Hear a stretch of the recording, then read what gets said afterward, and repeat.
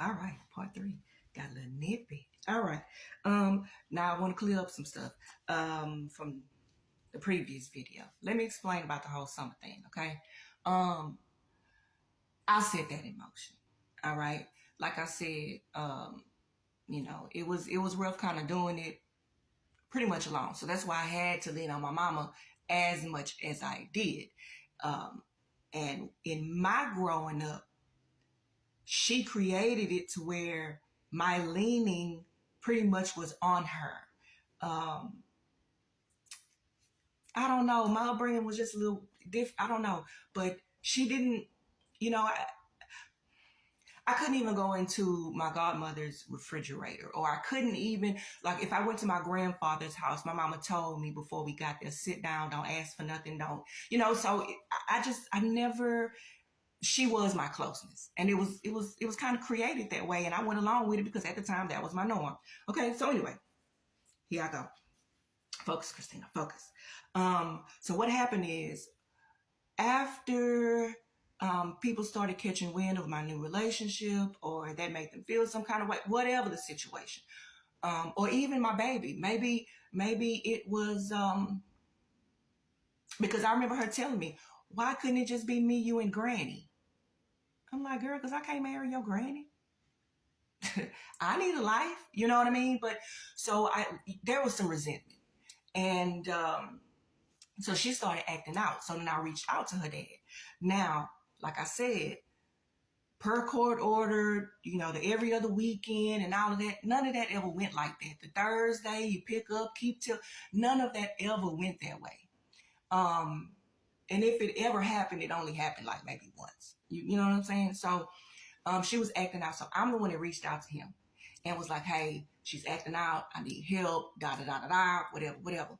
Well, she went that summer. After that, my child was never the same. Okay, I don't know what was said. I don't know what was done.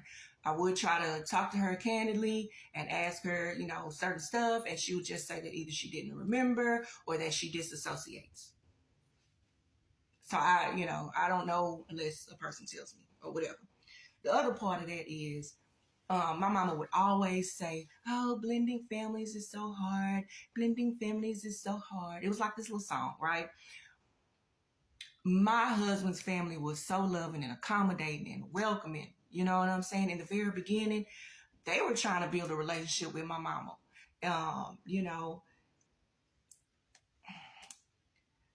It could have been.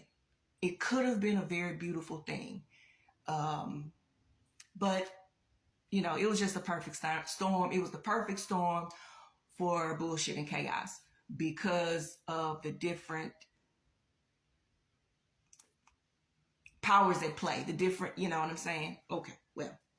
The other thing that I need y'all to look out for, which I know y'all already know this, but here I am, ding, ding, ding, just confirmation for today. That's all.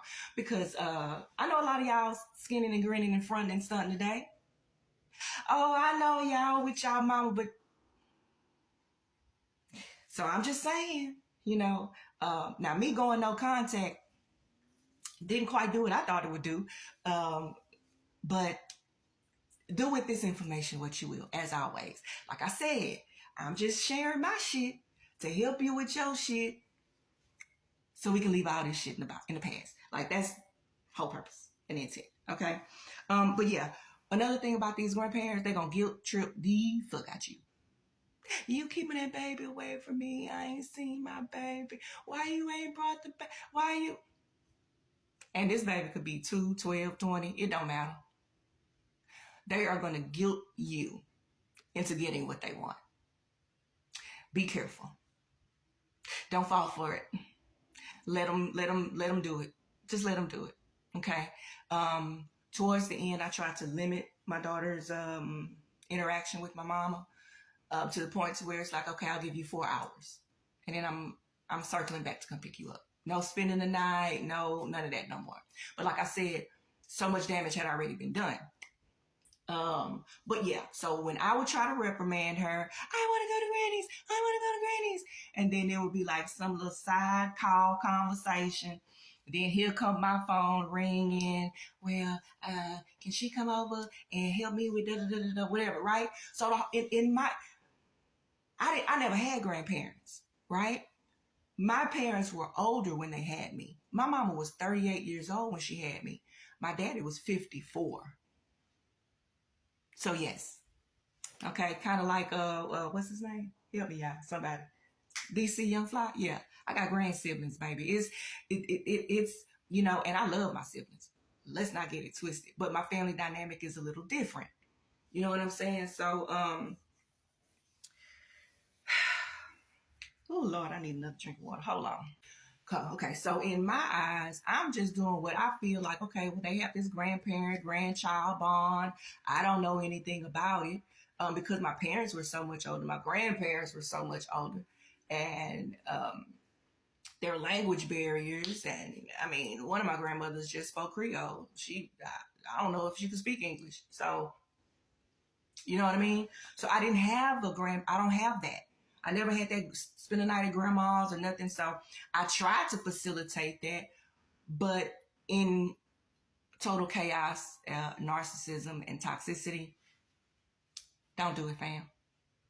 Don't do it. So yeah, don't let them guilt trip you. Let's see, what else I got? What else I got? Oh, okay. My mama got sick. My mama got sick. Uh, well, my husband and I at the time we were still, in relationship with her. So we would go check on her and could tell something was going on. She didn't want to go to the doctor. I'm like, nah, mama, you finna go to the doctor.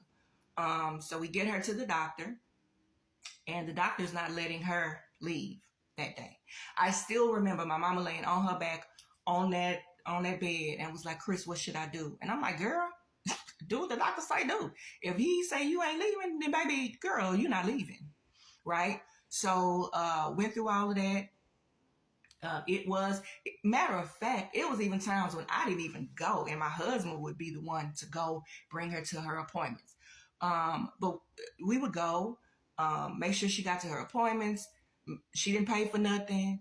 That's when she was really into them Cabana bowls from Taco Cabana. I mean, like all of that. Like we did that. Didn't ask for nothing.